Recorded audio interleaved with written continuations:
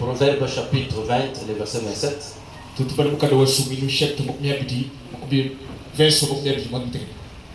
Et dans Matthieu 20, verset 20 à 23.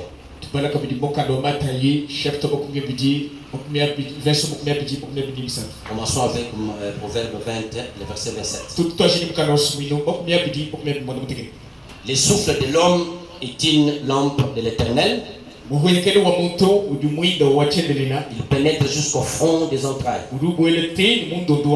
Matthieu chapitre 20, le verset 20 à 23. C'est une prière une demande de la maman pour ses deux enfants. Alors la mère des fils de Zébédée s'approcha de Jésus avec ses fils.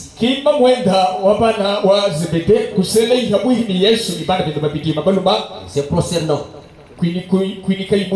pour lui faire une demande. Il lui dit: que veux-tu? Ordonne, lui dit-elle, que mes deux fils ici, que voici, soient assis dans ton royaume, l'un à ta droite et l'autre à ta gauche.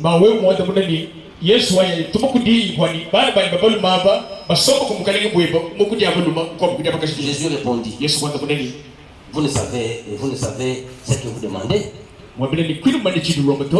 Pouvez-vous boire la coupe que je dois boire? Nous le pouvons, dit-il. Et il leur répondit: il est vrai que vous boirez ma coupe. Pour ce qui est d'être assis à ma droite et à ma gauche, cela ne dépend pas de moi. Il ne sera donné qu'à ceux à qui mon Père l'a réservé. Seigneur, ajoute cette bénédiction à la vie de sa parole. Je crois qu'on enregistre aussi, il y a des frères et sœurs qui doivent écrire ce que nous disons ici.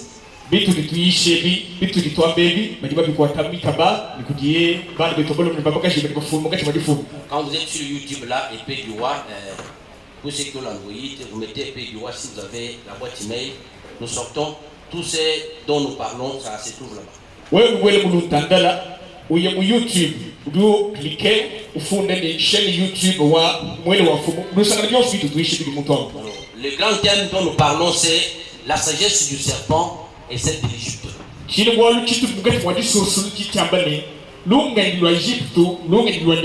Mais aujourd'hui, je voudrais parler sur la première colonne là, comme je l'avais parlé la fois passée rapidement. Il faut que je parte petit à petit pour que vous puissiez bien comprendre de quoi s'agit-il.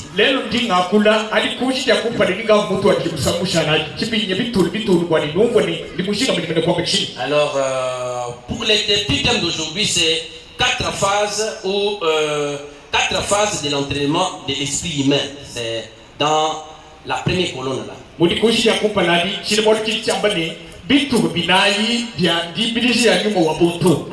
Parce que la Bible dit que l'esprit humain, c'est une lampe, c'est ça le souffle même, c'est une lampe devant l'Éternel. Alors, pour ceux qui n'étaient pas avec nous et qui ne viennent pas au plan de la semaine, je peux leur faire une petite casse pendant 5 minutes.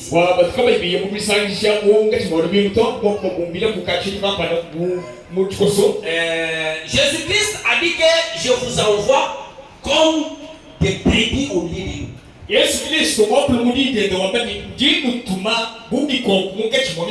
Soyez prudents comme serpent et simple comme la colombe. On a lu aussi dans Actes des Apôtres chapitre 7. On va passer depuis le verset 22. La Bible dit que Moïse avait été formé dans la sagesse de l'Égypte. Alors nous avons trouvé depuis ce dimanche là ceci. Alors il faut des éléments essentiels pour que les chrétiens puissent s'affirmer dans cette vie actuelle. Nous les constatons quand nos enfants étudient par exemple dans les universités aujourd'hui. Pour être un bon médecin, Pour être un bon n'importe qui dans quel domaine. Alors elles disent qu'il faut développer la dialectique, c'est-à-dire être dans un cercle, dans un certain mouvement mystique. Alors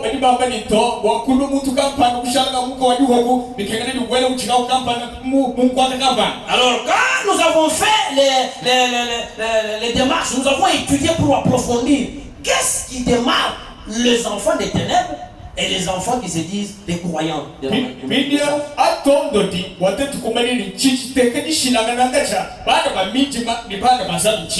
trouvé qu'il y a 3 colonnes ou 3 piliers sur lesquels la sagesse de l'Égypte est basée. Quand je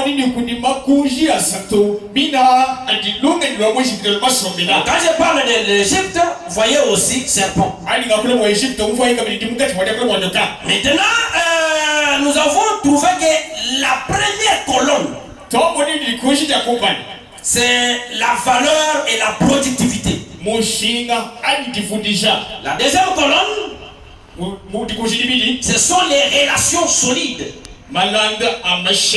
Et la troisième colonne, ce sont les influences. Maintenant, pour mieux comprendre, j'ai soutiré d'abord la valeur et la productivité. Maintenant, pour mieux comprendre la valeur et la productivité, il faut voir comment votre esprit dans lequel Dieu doit travailler doit être entraîné. Je vais même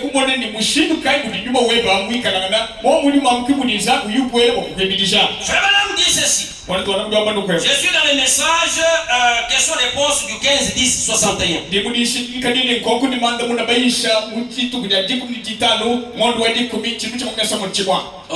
Depuis le paragraphe 157.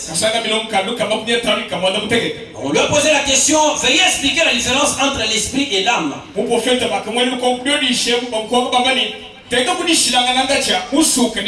Là au paragraphe 157, il descend jusqu'à 160, il dit 160.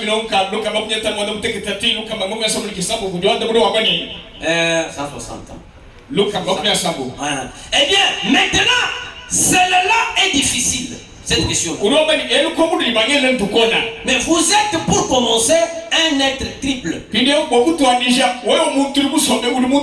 Juste comme Père, Fils et Saint-Esprit. Pas ça, et Père, Fils et Saint-Esprit sont 3 titres qui se rapportent à une personne qui est Jésus-Christ. Et vous êtes âme, corps et esprit. Il faut ces 3 choses pour former votre être. S'il n'y a que l'une d'elles, vous êtes incomplet. Il faut les 3 choses pour former votre être. Comme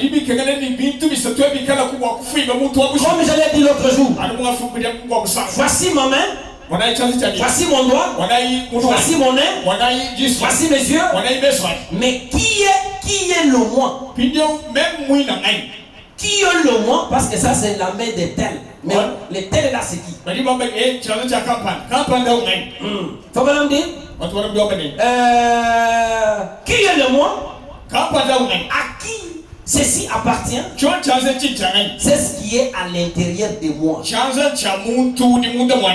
là l'intelligence. Si ses yeux, si ses mains, si ses corps se trouvaient ici juste comme c'est le cas aujourd'hui, mon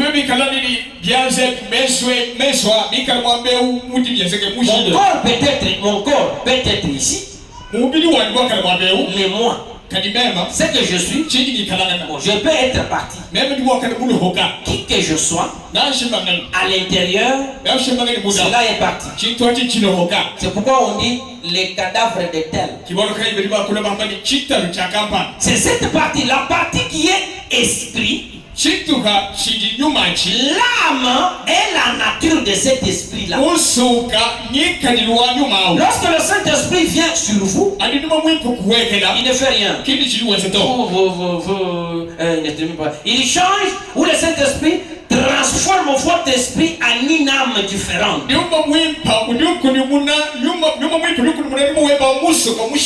C'est très important ce que Abraham dit.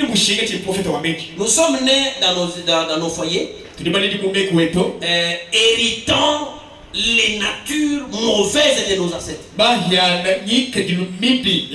crois que quand vous partez épouser, vous devez faire l'investigation pour savoir quelles sont les caractéristiques qui apparaissent, qui sont mauvaises dans la lignée de votre époux.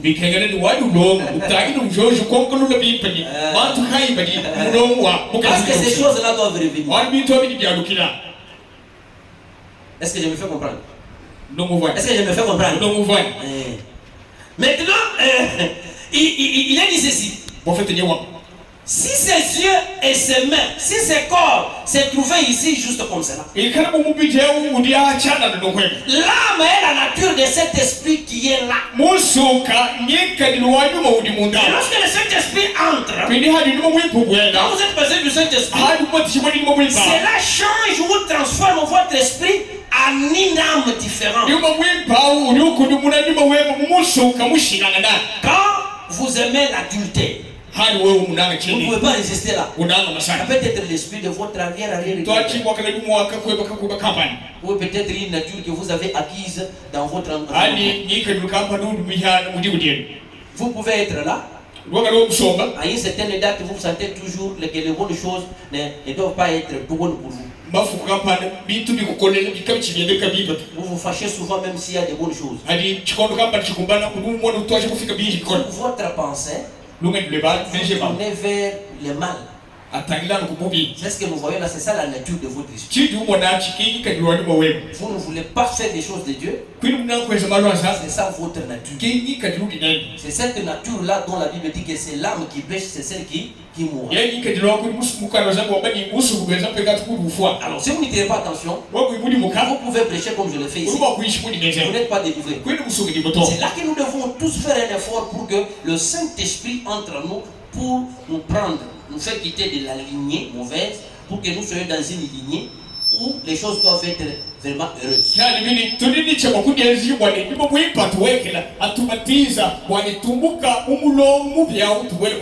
C'est ici le rachat. Beaucoup de gens parlent de rachat alors qu'ils ne sont pas rachetés. Vous pouvez trouver un vase. Dieu l'utilise puissamment comme vous l'avez dit tout à l'heure. Mais alors que sa nature est d'un démon. Vous trouvez quelqu'un qui prêche? Tu trouves quelqu'un qui est un bon monsieur là. Mais devant les circonstances, il est capable de fuir et se cacher. Alors que vous le cherchez, vous ne le voyez pas. C'est la nature de son esprit.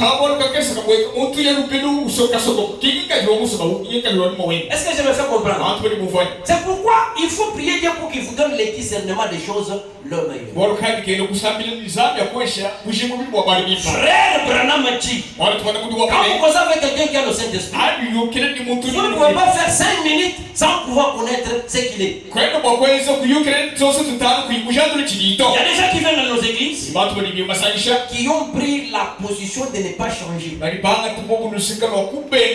peuvent être des diacres, ils peuvent être des administrateurs, des hommes d'affaires, mais ils ont une partie de leur subconscience. Ils ont des affaires privées avec Lucifer. Vous allez comprendre, vous pouvez causer avec eux comme ça, des bonnes choses, et après 5 minutes, ils changent. Mais quand vous demandez de quoi s'agit-il, c'est la nature de son esprit. C'est là que vous devez avoir le discernement. J'ai affaire avec qui, quand cet ami qui s'approche, c'est qui? Ça peut être un Satan. Ça peut être une tortue. C'est là que vous devez tirer attention. Dieu vous donne la vie. C'est pour une certaine profitation. Dieu veut avoir un profit. Et du moment que tu es toujours distrait, il t'avertit. Deuxième fois, troisième fois, il te tue. C'est là qu'il faut tirer attention. Dieu n'est pas un grand-père, il est notre Père. Alors le prophète dit, la nature de votre esprit là, c'est l'âme. L'âme est donc la nature de votre esprit. Vous venez à l'église. Pendant qu'on prêche, vous dormez. C'est la nature de votre esprit. C'est-à-dire vous êtes quelqu'un qui n'est pas appelé à être sauvé. Parce qu'on dit que la foi vient de ce qu'on entend. Mais toi, quand tu viens pour entendre, tu commences à dormir. Dieu n'est pas le Dieu de mort, il est le Dieu de vivant. Est-ce qu'on peut dire 3 fois amen? On peut dire 3 fois amen? Un papa qui fait les testaments devant ses enfants. Il parle, il termine. Et il le met. Mais toi, tu es en train de faire. Maintenant, quand tu te réveilles, on commence à pleurer. Tu vas demander à qui? Quand vous voyez quelqu'un qui vient à l'église dans un état de faiblesse, c'est la nature de son âme. C'est-à-dire, il va démontrer que le diable m'a pris, je suis prisonnier du diable. Alors là, il peut faire autant d'années dans l'église. Il ne change pas.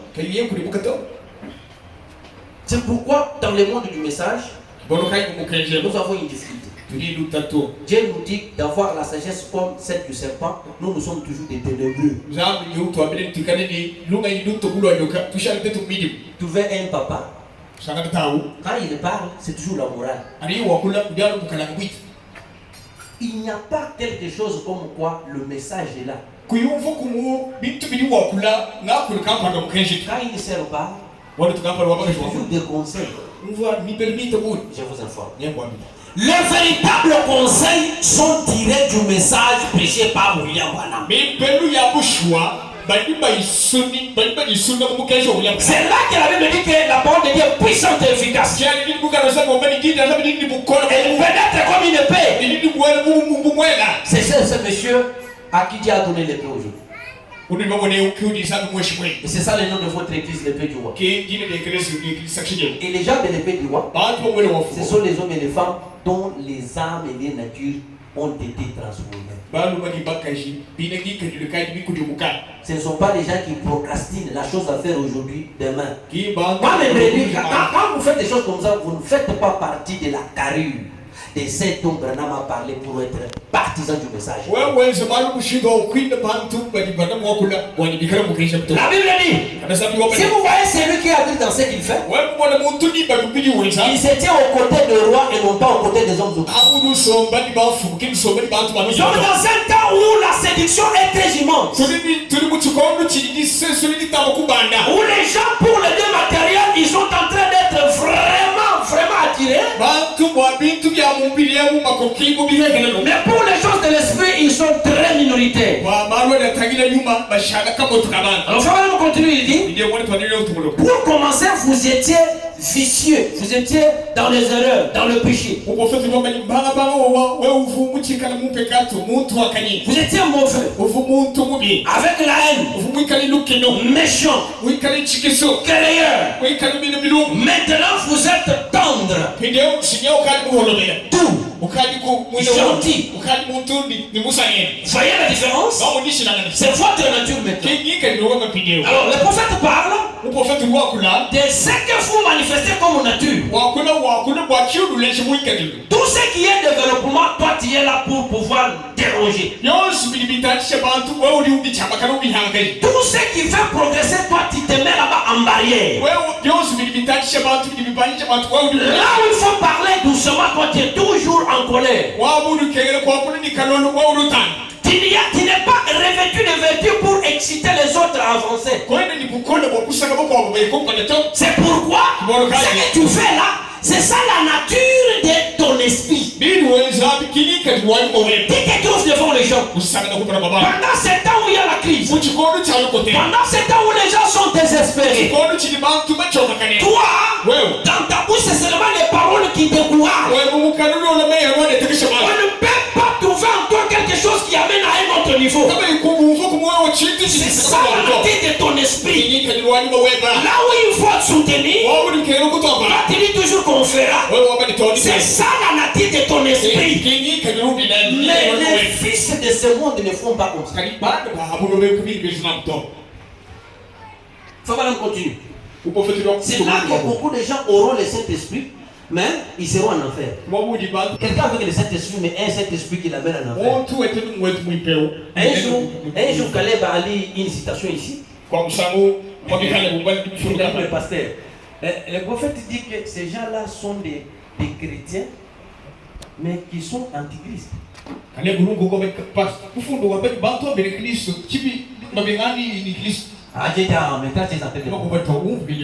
Moi, je vois la nature de ton esprit. Tu es en train de faire ce que tu fais là.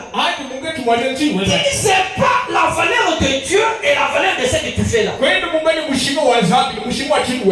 Aujourd'hui, quelqu'un peut être comme moi, je suis pasteur. Si je suis malade, je ne peux pas vous prêcher. Vrai ou faux? Si je n'ai pas la grâce, je ne peux pas vous prêcher. Nous vivons par la grâce de Dieu. Et Dieu nous fait de grâce. Nous définissons cette grâce-là. Nous commençons à mettre le chose charnel à la place de Dieu. Notre âme n'est pas encore délivrée. Et c'est pourquoi vous ne pouvez pas voir une bonne image. Tu peux être intelligent à l'école, mais tu n'as pas la puissance pour appeler l'invisible à se matérialiser. Fandler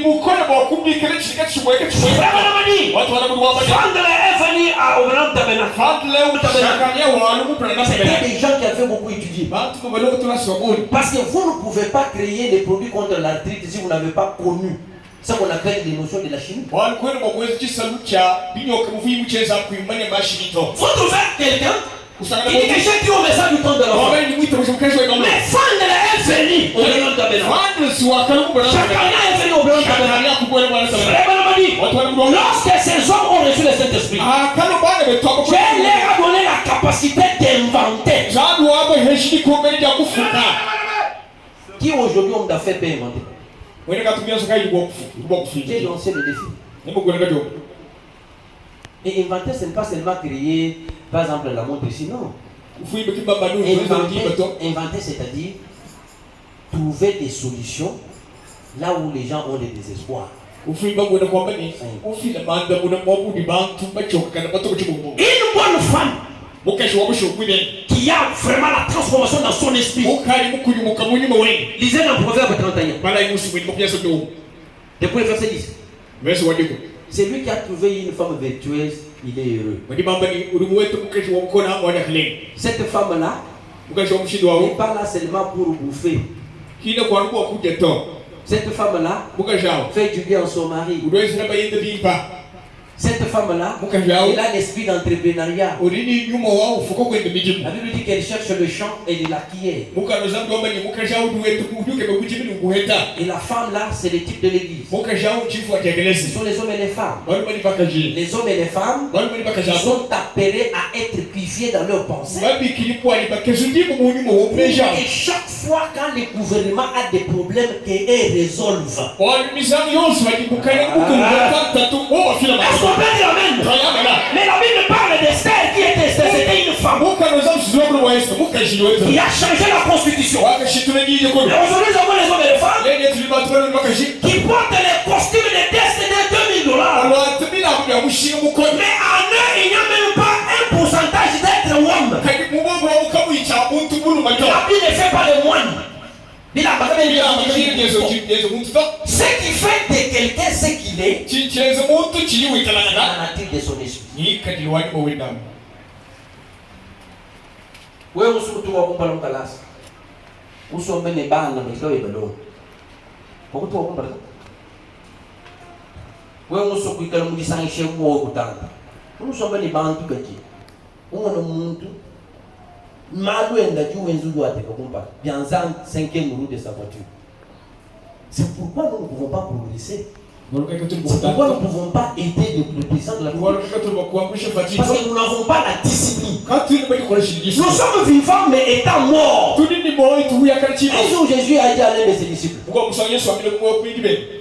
laissez les morts enterrer les morts. Moi je n'ai jamais vu un cercueil qui transporte un homme. Vous avez des femmes ici, moi. Vous avez des hommes ici, moi. Quand vous êtes devant un homme mort, quand ils sont mauvais, Lui vient à l'église seulement quand il y a des conduites. C'est-à-dire quoi? Une seule me demande, est-ce que il y a 3 jours.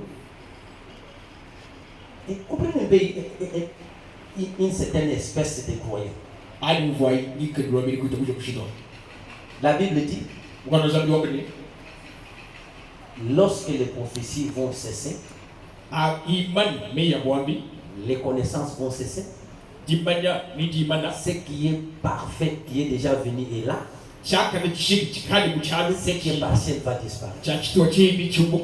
Alléluia! Alléluia!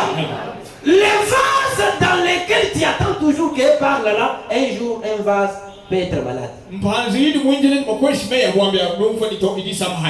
Maintenant, comment tu vas faire? C'est quoi vous trouvez aujourd'hui les gens du message derrière les babas? Moi, je crois que Dieu parle même pas des babas. Je ne paye jamais consulter un baba. Que Dieu consulte pour moi les babas. Est-ce que tu peux dire amen? Et si tu es toujours dans un mouvement où pour aller au WC que Dieu me dise, mais pourquoi Dieu ne te parle pas? Mais pourquoi ce Dieu-là ne te parle pas? Parce que la Bible dit, le souffle de l'homme ou l'esprit de l'homme est une lampe devant l'Éternel. Dieu doit parler dans votre esprit. Mais pour que Dieu parle dans votre esprit, il faut que votre esprit ait des natures, ait des vertus qui sont changées.